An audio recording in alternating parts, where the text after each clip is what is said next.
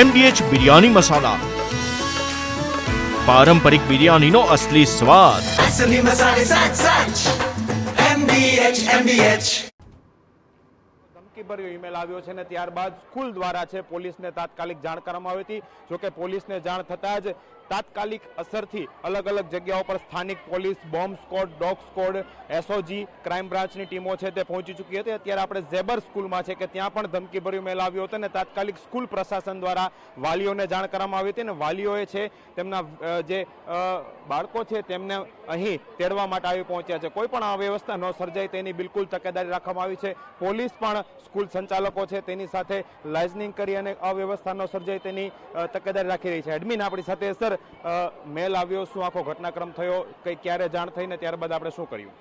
આમાં એકચ્યુઅલી એવું છે કે ઝાયડસ સ્કૂલ અને બીજી એક સ્કૂલમાં ઈમેલ આવ્યો.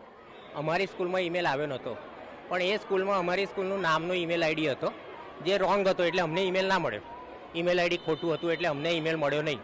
પણ એ સ્કૂલના પ્રિન્સિપલ એમને જાણ કરી કે તમારી સ્કૂલ પણ આ લિસ્ટમાં હતી, એટલે અમે તાત્કાલિક 112 નંબર પર ફોન કર્યો. સાહેબે આવીને અમને ઇન્સ્ટ્રક્શન આપી કે તમે સ્કૂલ સેફ્ટી રીઝનથી, સલામતીના કારણોસર ખાલી કરાવી નાખો તો સારું. એટલે અમે બધા પેરેન્ટને અમારા સોફ્ટવેર અને વોટ્સએપથી જણાવી દીધું અને મોટાભાગે 50% સ્કૂલ હવે ખાલી થઈ ગઈ છે. સ્કૂલમાં અમે ઇન્સ્ટ્રક્શન આપી દીધી છે સાહેબની સૂચના મુજબ કે આખી સ્કૂલનું ચેકિંગ કર્યું છે, ક્યાંય કોઈ બિનવારસી વસ્તુ પડી નથી અને કોઈ અડે નહીં, એટલે છોકરાઓને ક્લાસની બહાર નથી નીકળવા દીધા. આજે લંચ ટાઈમમાં પણ એમને ક્લાસરૂમમાં જ રાખવામાં આવ્યા. સર, કોઈ અનિચ્છનીય બનાવ ન બને તેના માટે તકેદારી શું લેવામાં આવી, ક્યારે જાણ થઈને શું પગલાં લીધા? ચાલુ છે, સર્ચ ઓપરેશનનો ચાલુ છે. BDDS અને ડોગ સ્કોડની ટીમોને બોલાવીને કાર્યવાહી ચાલુ છે. સર, ઘણા બધા બાળકો હશે, ટ્રાફિકની અવ્યવસ્થા અને અન્ય જે તકેદારી છે શું લીધી છે, ચેકિંગ કરવામાં આવ્યું છે, શું માહિતી? પોલીસના માણસો બધી જગ્યાએ અમે ફાળવેલા છે. ટ્રાફિકની અવ્યવસ્થા ન થાય એ માટે પણ માણસો આપ્યા છે અને અહીંયા પણ તાત્કાલિક સર્ચ ઓપરેશન આપણે હાથ ધરવામાં આવ્યું છે અને ઉપરની જે ટીમો છે BDDSની અને ડોગ સ્કોડની, એની પણ અમે મદદ લઈને એની પણ સર્ચ ઓપરેશન ચાલુ રાખીશું.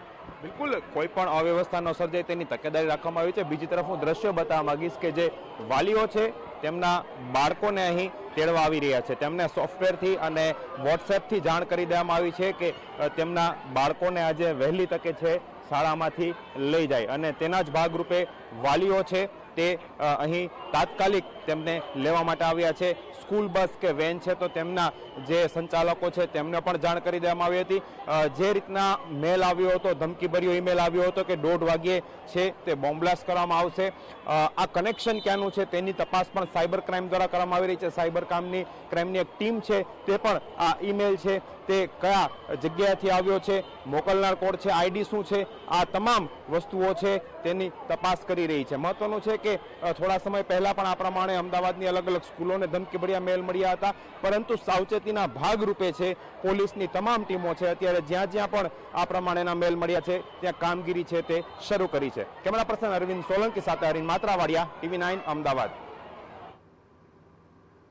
તો અમદાવાદ અને ગાંધીનગરની અનેક શાળાઓમાં બોમ્બ હોવાની ધમકી ભર્યો ઈમેલ મળતા ચકચાર મચી ગઈ છે અને પોલીસ પણ ઘટના સ્થળે પહોંચી ગઈ છે અને ચેકિંગ કરવામાં આવી રહ્યું છે.